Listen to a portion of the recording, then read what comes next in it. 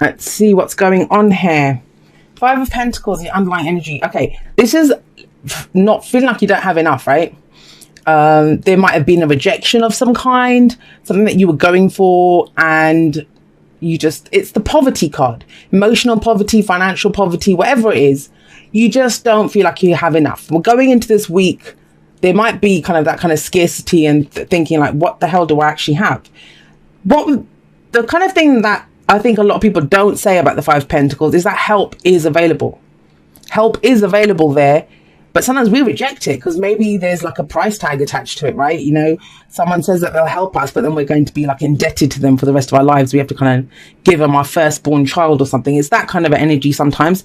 So there can be help available, but we just say, no, I'd rather do it alone. I'd rather go on my own. And that's where the rejection is. You reject the help, but there usually is some form of rejection here. Now, it's a general reading, so it can go both ways. Maybe you've rejected someone.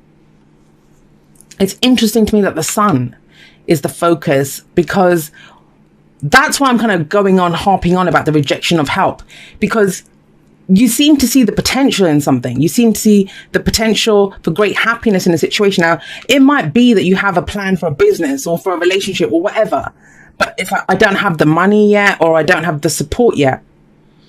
But whatever it is, I don't think you're willing to compromise on it. That's what the whole sun thing. There is this kind of level of optimism that comes in with the sun, which is pretty remarkable here with 2 5s sat on either side of it. So we've looked at the Five of Pentacles. Now we have the Five of Swords coming up as the pastor foundation. Remember, this is last week, last month, last year. It doesn't matter. It's the fact that it leads to where we are right now.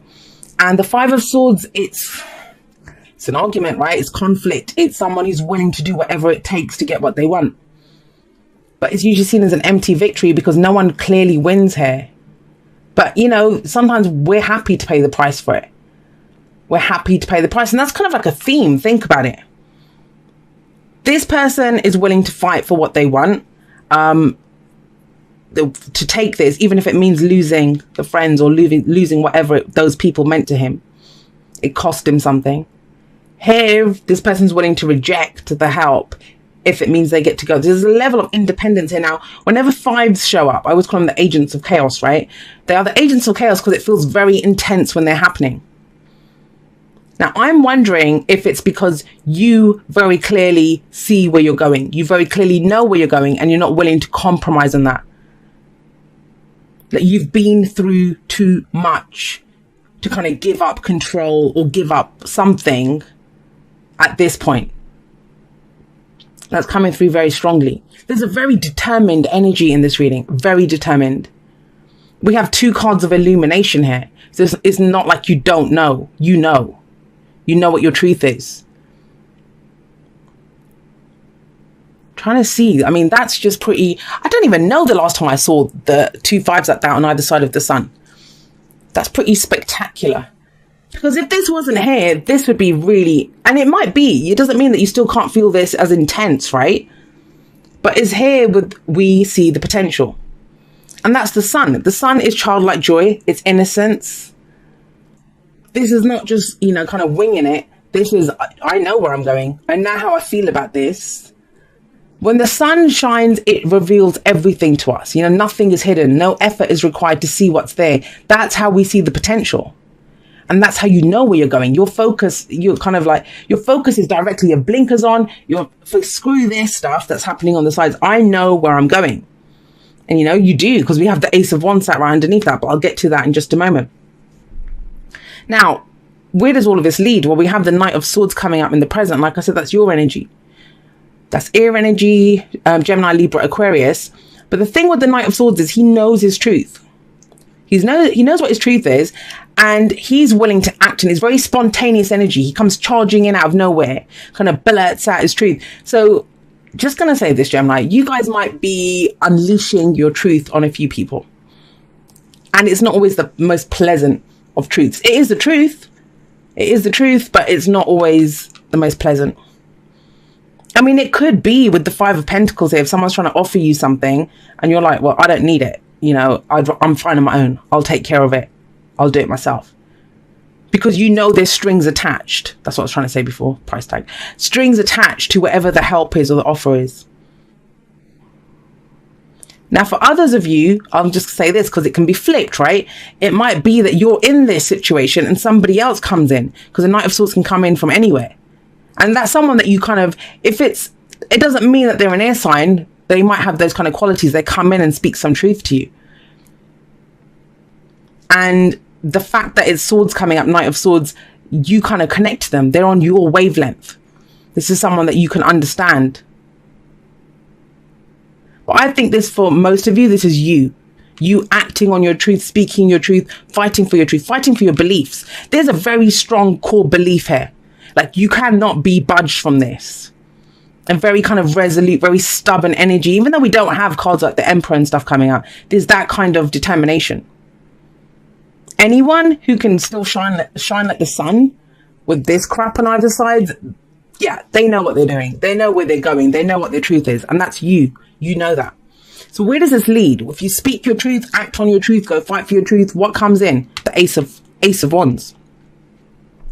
Now, this is the beginning of something new. Aces are, yes, the opportunities that come in. And the Ace of Wands in particular, it can be a new project, a new creative venture, something that gets you really passionate, excited and enthusiastic. It can be the second chance in a situation as well. It doesn't always have to be a brand new situation. But it's kind of like the fire comes back in, and you bring the fire, Gemini. You bring the fire. I see you guys doing it because you're the one that's blazing this kind of trail down the middle. Look at the colors here. You can see it. This all looks kind of drab apart from the moon there, but, you know, kind of drab and grey and dark and stuff. And you're like, no, I know this. You're kind of lighting up the way. And you may get people telling you that, you know, you have no idea what you're doing, Gemini, but you do. Maybe that's why you have to speak your truth. Just tell people to shut up. I've gone through too much to stop now. Like, this changes a person when they go through that, especially if you're the one that was left without the swords. If someone did this to you, you're not ready for it to happen again. You're not ready for it to happen again. But remember, it's general. So if you did this to someone, that could be someone else speaking their truth now. But whatever comes out of this, I think for you, it works out really well because it's being lit up with all this energy down the middle. What's the advice? The advice is the Moon card. Now, the Moon card itself is also a card of illumination. But whereas the sun illuminates everything and it makes us happy and we can see the potential, we see the path ahead, the Moon's the opposite. Everything's in shadow when the Moon shows up. We can see part of the pathway, but we can't see all of it. Now, the bits that we can't see, that's the shadows. What's in the shadows? Well, our fears and our doubts tell us what's in the shadows. So I don't think there are actually any kind of literal shadows. The Moon card here, it's about, I think for you, it's about, can you walk this path in faith? And even if there are shadows, think about it. The sun's already shining here. It's illuminating everything. But you still, what's the doubt? Is it this? Is it because you're worried this will happen again? And I think the advice coming up with as the Moon is trying to get you to, it's all well and good kind of fighting for what you believe in, starting something new, having passion, having excitement, having creativity, all of that. But when you choose your words, because the Knight of Swords can be blunt, you know, he can deliver, he's not very tactful in the way that he delivers his truth. Are you doing it from fear that this will happen again? It's like, I don't want that to happen again. If it's a new situation or a new person that you're dealing with and you kind of unleash all that on them because someone else did that to you. And the Moon could be telling you that. It's saying, you know, trust your intuition on this, that they're not the same person. As long as you're kind of resolute and you stick to your truth, speak from your place of truth, you don't have to cut other people with your words. I kind of get that with the Moon here. I'm going to pull a clarifier though for the Moon. Let's see. So this is very intuitive energy. She's very intuitive. She comes from her heart space. And I think that's what it is. It's kind of asking you to kind of be a little softer in your approach, because that's the advice. It's all great. It's all good. Please do fight for your truth. You know, go for this. But if we're doing it because we've been rejected, you know, we see a path forward, and it's about being considerate. You know, you can speak your truth, you can say it in a million different ways, but you don't have to be harsh with it. You know, it's about being a little bit considerate in the way that you deliver the truth. She is kind, she is caring, she's nurturing, but she knows what her cup is worth. She knows what it's worth. So she's just not going to just hand it over to anyone, and trust in yourself that you're not just going to hand over your cup whether that's the cup of love, friendship, whatever, you know, wherever you're coming from emotionally. Because we have some very logical energy here, right? Very head-oriented energy. We have passion, creativity all in the middle. But you still have some fears and doubts, and that's normal if you're being through the Five of Swords energy. So if you're dealing with someone new in a new situation, you know, it's about doing it with grace, coming from a heart space. It may not be that person's fault. It won't be. If it's a new person, it's not their fault. Whatever was done to you in the past, right? Spiritual connection. This relationship has a connection that goes beyond this lifetime. And receive with love and appreciation. Receiving something lovingly from others is a way of showing love. Now, that might be it, right? That you're all on this kind of, I'm going to do this. I know where I'm going. I know what my potential is. I'm going to speak my truth. I'm going to do this. Then there's a spanner in the works. This may be that there's a connection with someone here. And that's what keeps you going, maybe. Even though there's crap all around you with this Five of Pentacles, Five of Swords energy surrounding the sun. Is that what's keeping you optimistic? Is that what's keeping you seeing the potential? Because you know you have this connection with someone. But maybe it throws you that, you know, you are so determined to be on this solo path and go forward and do what you want. And maybe the Queen of Cups is someone else that comes in. And that's what kind of throws you a little bit. You're confused by this. It may be that you say something to someone and you're expecting them to kind of retaliate and argue, because that's what used to happen in the past, right? There was an argument here and it's different now. You know, instead you meet a Queen of Cups type energy. And that's how there's this beautiful new beginning that comes in here. I love this reading, Gemini. It's so interesting.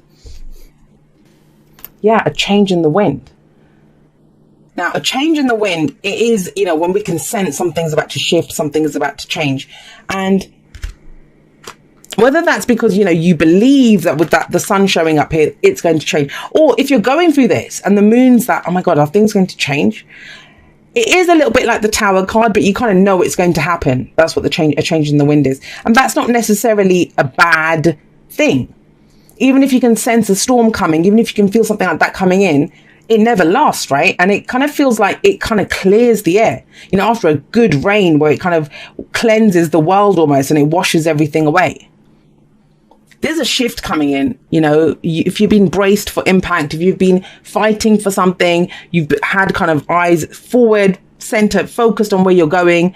You've taken all the steps, said everything you need to, and you're starting something new. Things are changing. Things are changing. And, you know, I'll say hats off to those of you that this message resonates with, because it's almost like you've kept going despite this. Like you've just not looked left, not looked right. You've just kept going forward. The sun is guiding me. I'm going to follow the sun. And like I said, for some of you, it's some connection that's kept you going. Where you've had faith, where, you know, other people wouldn't have had. It says, dear you, check in occasionally with yourself about your motives behind actions you plan on taking. See, that's what I mean. Don't do it from a place of, well, I got screwed in the past. I'm not going to let anyone do that now. Especially when you have an end game in mind. Is the source of your motivation desire or entitlement? Maybe you're drawn to a certain path because you think it will bring you a feeling related to the outcome you seek, like safety or wholeness. Know that you will see a reflection in the outer world of the motive that drives you forward. Do you need a motive? Can you simply be pulled in the direction your soul calls you toward joy, discovery, growth, or adventure? This is adventure, right? Participating in something compelling and meaningful without trying to define it. If you can step forward, surrender to whatever spirit has in store for you, you'll be amazed at how things turn out. Check your motives and hand them over to spirit. Everybody here wants the best for you. Life loves you more than you know. So there is that. I got a little bit of that here. And maybe that's the moon. That's trusting your intuition and the softer side, right? That you don't have to just cut someone down no matter what. It's about showing grace under fire. And I think you have done already. It's about going forward with that. And especially not... I'm just going to say this, and it might just be for one person, or maybe you're dealing with someone like this. There's a kind of sense of like vengeance here. If this was done before, I'm going to go fight for this and have vengeance. But this is not about that. This guy doesn't fight to kind of show someone else. He does it just to fight for his ideals, for his beliefs and stuff. It's not about cutting down anyone else. It's all about what his own thoughts and ideas are. He fights for himself, for his king, for his whatever, his beliefs. So I would just be very mindful of that, because otherwise, it's amazing energy. Focus on this in the middle, and you have been. That's the whole point of this. You have been focusing on this kind of trail, the trail that you're blazing down the middle of your reading.